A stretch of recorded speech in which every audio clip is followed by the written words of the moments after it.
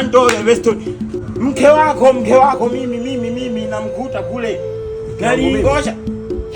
Kiruru. Mke wako mimi namkuta kule nalingosha. Ole mpandela aha kiunoni. Mke wangu huyu mimi. Mama Davis. Ndiyo, sawa ndiyo. Si ndo huyo. Kule nanili kule kwenye ile chocho ya huku hivi.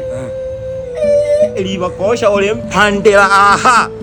Ole nyanyulela. Kirolo. Unachokiongea unakimaanisha? Bakosha ilo bebe nyat.